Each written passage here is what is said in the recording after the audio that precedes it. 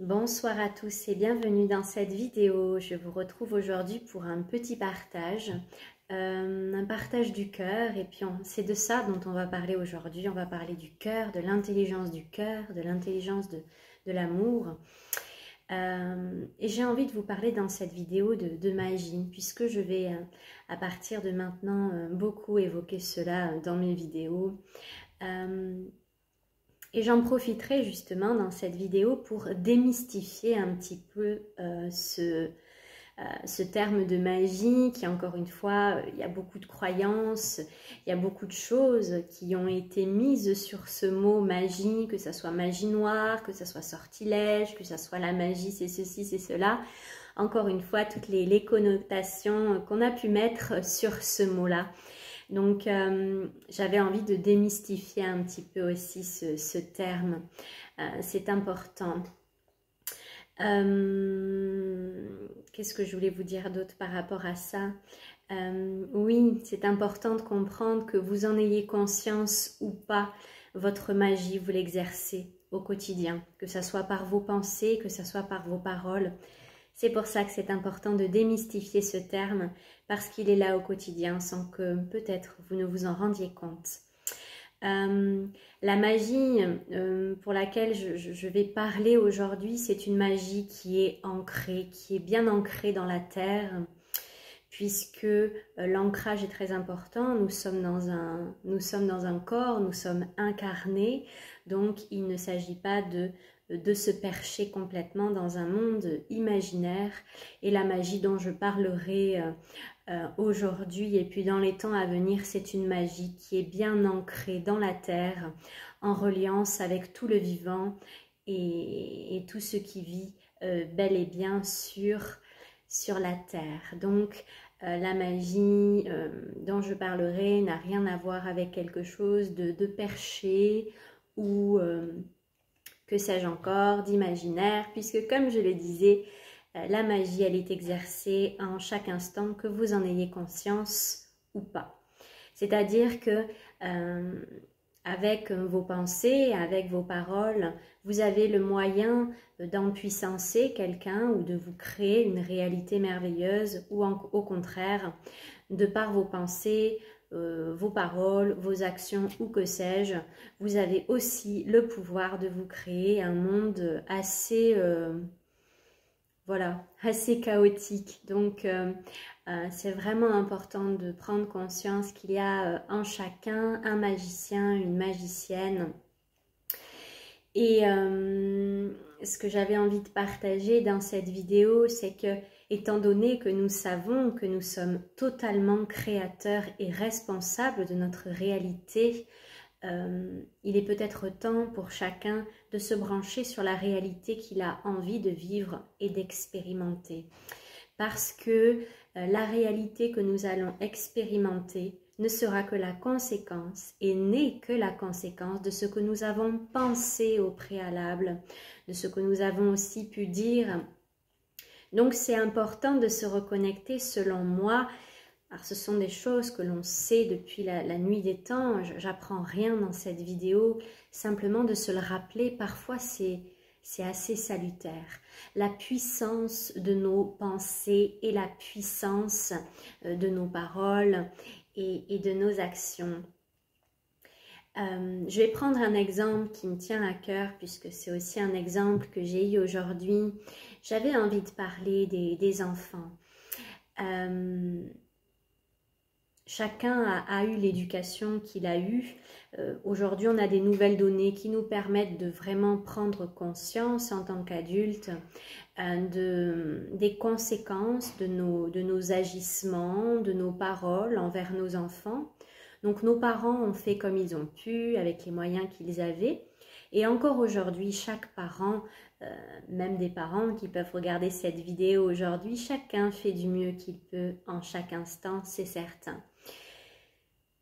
Voilà, ce que j'avais envie de partager, c'est l'importance, encore une fois, de nos paroles. Nous avons le moyen d'empuissancer nos enfants ou bien de les enfoncer avec nos exigences personnelles, nos désirs personnels. Et les enfants sont des êtres très sensibles qu'il faut protéger, parce que ce que l'enfant va vivre dans son enfance, ça va le suivre toute sa vie. Donc, un enfant bien nourri, bien construit, aura un développement plus facile qu'un enfant qui aura été rabaissé dans ce qu'il peut être. Donc, ce serait vraiment très important pour moi de faire passer ce message, de prendre conscience en tant qu'adulte, en tant que parent, des conséquences de nos paroles envers nos enfants. Et que ce soit envers les enfants ou vers les êtres en général, nous avons encore une fois la capacité en tant qu'être créateur de choisir les mots que nous allons utiliser. On a le choix d'amour en chaque instant. Nous avons le choix en chaque instant de se positionner, c'est-à-dire de se positionner dans l'amour ou bien de se positionner dans tout ce qui nous traverse intérieurement, parce que c'est important de comprendre que dans tout ce que nous expérimentons, ce n'est jamais la faute des autres, ce n'est jamais la faute des situations.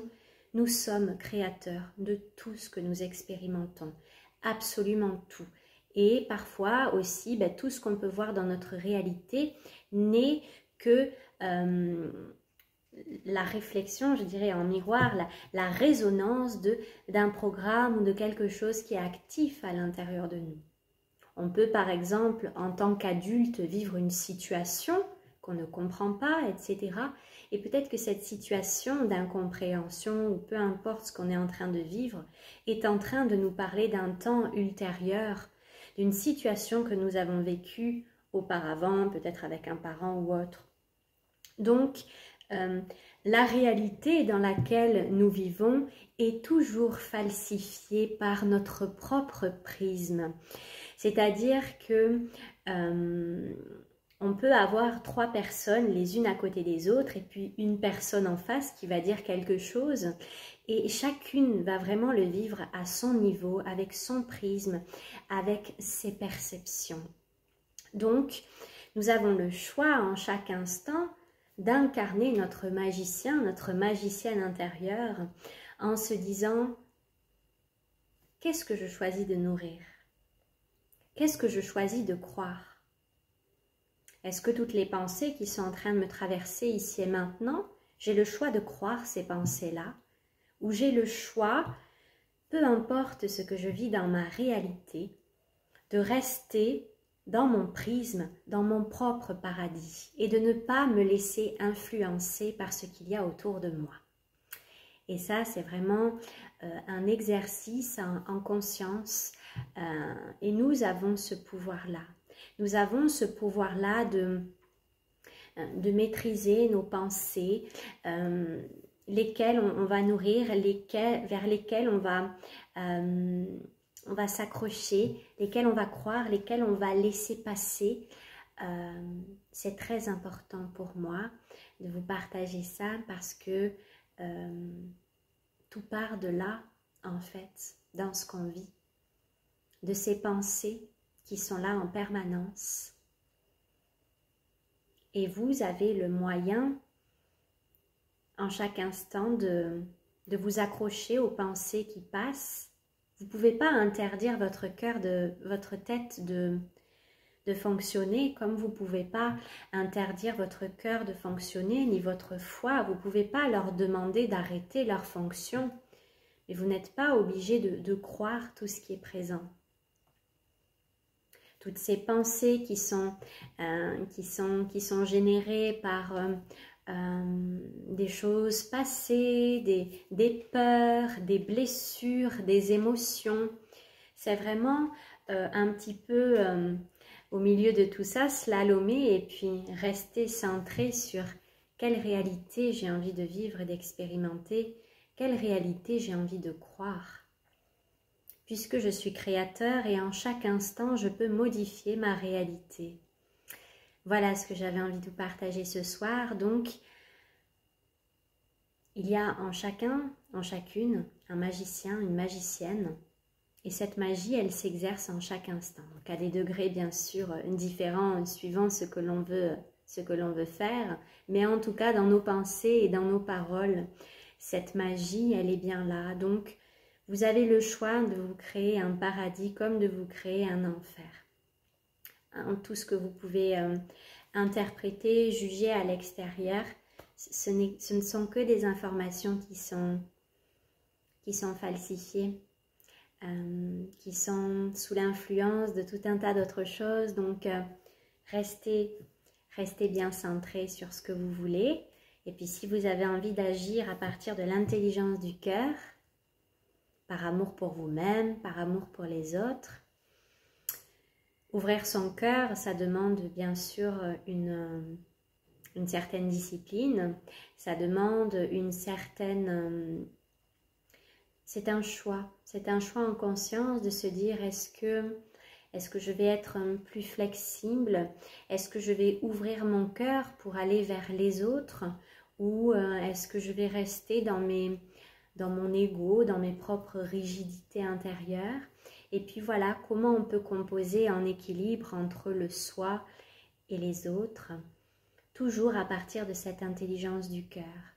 Et quand on est dans le cœur, tout est beaucoup plus léger et paisible que quand on commence à se désaligner finalement de ce que nous sommes. Ce que nous sommes, c'est cette paix, c'est cet amour, c'est cette compassion.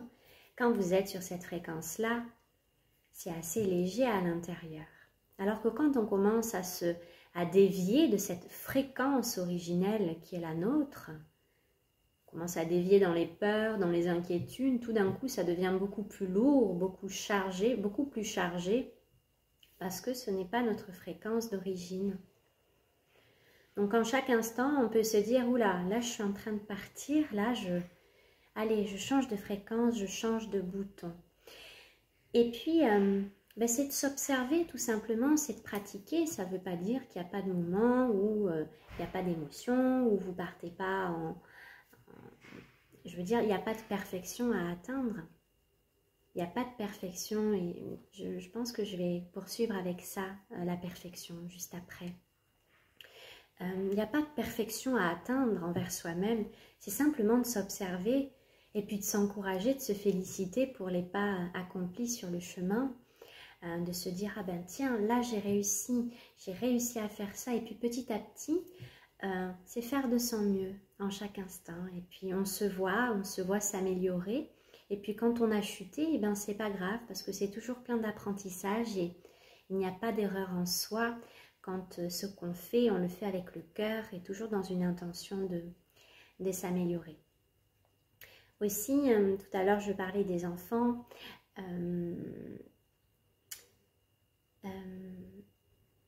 Je vais parler de perfection, justement. C'est important, puis c'est pas pour rien que ça s'immisce dans la vidéo, parce que ça va dans cette continuité-là. Cette perfection qu'on peut avoir envers soi-même et envers les autres, c'est d'y veiller justement. Et c'est important, oui, c'est vraiment important de se rappeler que nous sommes des êtres divins, certes, incarnés dans un corps physique, mais nous sommes aussi avant tout des humains. Donc on a cette part divine à l'intérieur de nous, mais on a aussi cette part humaine. Et donc dans cette part humaine, il y a ce droit à l'erreur, à tomber, à rebondir, ça fait partie de notre humanité. Et cette imperfection aussi, elle fait partie de notre humanité. Et nous sommes parfaits dans ces imperfections-là. Donc c'est sortir des exigences de perfection envers soi-même et puis sortir aussi des exigences de perfection envers les autres. Parce qu'encore une fois, cette idée de perfection, ce ne sont que des jugements, que des prismes. C'est toujours falsifié, rien n'est tout beau, rien n'est tout noir et peu importe où vous pourrez aller. On est dans un plan d'incarnation, dans un plan de dualité où il y a l'ombre, la lumière. Il y a cet équilibre qui est là partout entre le jour, la nuit, etc. c'est vraiment de comprendre que tout ça est parfait. Tout ça vient créer justement cet équilibre. Donc, acceptons notre part divine et acceptons aussi notre part humaine avec nos limites. Du coup, soyons indulgents et j'ai vraiment envie de rappeler encore une fois par rapport aux enfants, soyez indulgents, n'exigez pas de, comment dirais-je, n'ayez pas trop d'exigences envers vos enfants, que ce soit envers vos enfants ou envers tout le vivant. N'ayez pas d'exigences, n'ayez pas d'attentes. C'est vraiment de comprendre que chacun fait du mieux qu'il peut à chaque instant. Et c'est déjà, quand déjà on s'occupe de soi-même, on voit qu'il y a tant de choses à faire. Donc on s'occupe beaucoup moins de ce que notre voisin fait de bien ou de pas bien. Parce qu'encore une fois, ce ne sont que des jugements, ce ne sont que des... en fonction de nos prismes et en fonction des croyances que l'on a du bien ou du mal. Et le bien et le mal finalement n'existe pas puisque ce plan est parfait. L'intelligence divine, elle est partout, elle est à l'œuvre en chaque instant et dans l'ombre il y a de la lumière et dans la lumière il y a de l'ombre et tout est parfait ainsi. Donc voilà, soyons acteurs à partir de ce magicien, de cette magicienne intérieure, de quelle réalité nous souhaitons vivre. On peut croire que tous les êtres humains sont bons ou on peut croire qu'il y a des bons, il y a des méchants, etc. Et c'est pas vivre dans un monde de bisounours, loin de là, parce que tout ce que vous pouvez voir à l'extérieur de vous existe à l'intérieur de vous. Donc plus vous allez vous rapprocher du vivant et plus vous allez vous rapprocher avec amour des autres qui vous entourent et les voir avec amour, plus vous allez aussi vous rapprocher de l'amour de vous-même, puisque tout ce que vous pouvez voir chez les autres, ce ne sont que des parts de vous. C'est important ce que je suis en train de dire là, parce que même les parts que vous pouvez juger les plus obscures et les plus sombres, chez les uns et chez les autres, ce sont peut-être des parts qui ne sont pas encore reconnues à l'intérieur de vous. Donc qui s'expriment et se manifestent à l'extérieur. Donc soyons tous unis parce que nous sommes tous dans le même bateau. Soyons tous unis en ronde, donnons-nous la main et puis avançons avec le cœur pour créer l'harmonie plutôt que de continuer à perpétuer la dualité sur cette terre. Voilà, j'en ai terminé de ce petit partage du cœur que j'avais envie de vous faire. Je vous souhaite une belle soirée.